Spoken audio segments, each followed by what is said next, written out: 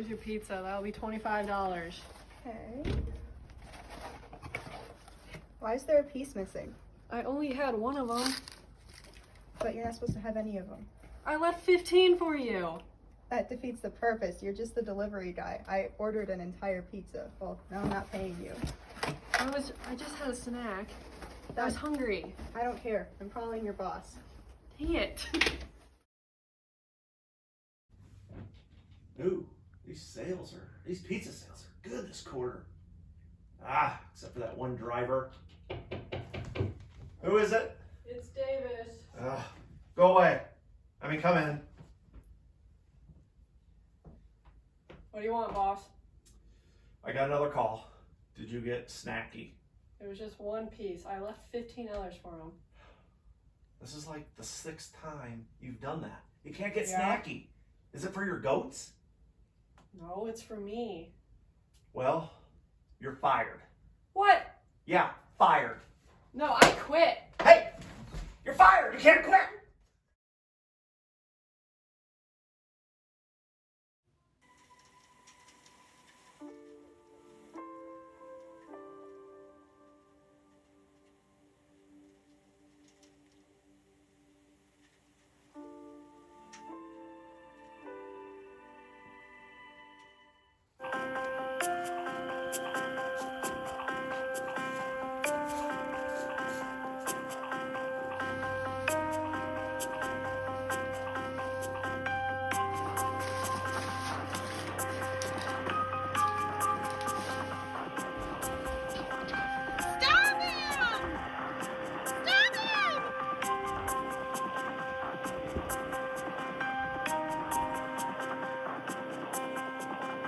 With multiple counts of robbery in violation of the Hobbs Act, and one conspiracy to commit such a crime, I hereby sentence you up to 70 years in prison.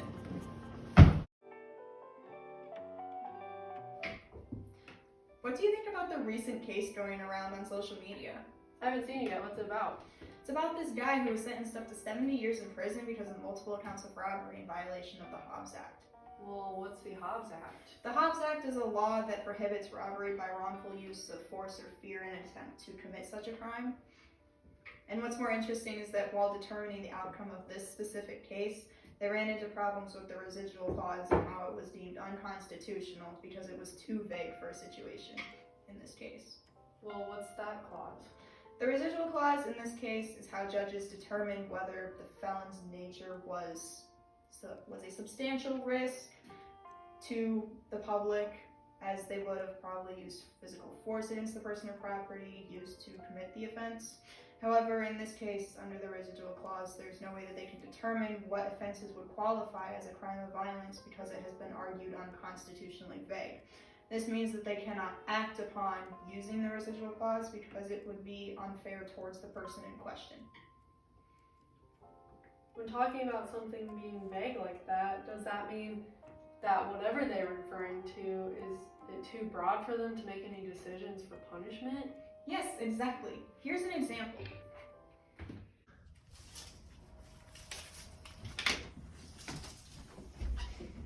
Where were you? I was just getting back from hanging out with my friends. You said I could hang out with them earlier. You're supposed to be back by 8. You said not to be out too late. Curfew is like 11 or 12 here, so I came back at 10. But my curfew is 8. You never told me that earlier, though. You said not to be back too late. Since I'm a teenager and you're an old hag, I mean, we have two different understandings of what late is. It's 8 o'clock. But you never told me. That's too broad. You can't just tell me not to be out too late, but not give me a time when I have to be back. That's it. You're grounded. Whatever. No, you get back here, young That's lady. too hard! You never specified how hard I could do it. Wait, I'm confused. How does this even relate to the case? It relates on the boundaries that the rule is being too broad. The mother set a rule. Don't be out too late. The teen can take it one way, the mother can take it another way. With that being said, on this case, a law is like a rule. They set one, but this one in this case is too broad because anybody can have a different opinion on what a crime of violence is and what isn't. So it leads to two people having different understandings of what it is, which led to the unfair sentencing. I still don't completely understand what all this means. Do you have another example I could look at? Actually, yes, this one relates to us quite a bit more. Hi, Mom. I'm back from school. Oh, hi, honey. How was school? Oh, it's good. Got my report card today. Let me see it. Okay. Math, A. English, A. Health, A. What is that? Is that a B? Yeah, Why? because I've been struggling in that class. I told you to get good grades. And this is not a good grade. I thought good grades were C or above because it's passing, so I figured a B would be sufficient. In this house, you only get A's. Well, you never specified what a good grade was, so I tried my best and aimed for what I could. Why do you have a B in Because this class? I was struggling, I told you that. I've gotten tutoring, I've gotten extra help, that's why I've been coming home later.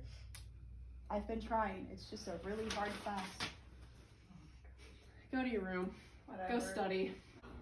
Okay, that makes a lot more sense now. So if the residual clause is unconstitutionally vague, what happens next? I mean, he still committed a crime, so he should still be punished for what he did, right? I would imagine that they could resentence him depending on how the judges vote. If the judges vote in favor of Davis and the law was deemed unconstitutionally vague, then he could get a resentencing and be in prison for less time than he's originally being put away with. So I guess all we can do now is wait, even though he did do such a bad thing. It's not fair for him to be put away for that long because of the judge's own opinion instead of referring directly to the law itself. Based on all the evidence provided, we have decided to drop charges on one of two counts. Davis, is there anything that you would like to add? Your Honor, the residual clause isn't specific on what is considered a crime of violence and what is not. Charges should be dropped on all counts. I want a rehearing. Does anybody have anything that they would like to say in opposition? Yeah, I do. I think this isn't right. The residual clause is different in this case. You are only going based off of the current offense and not on the previous convictions like it has been done for other cases. We will now take some time to look over the rehearing petitions and then make a decision.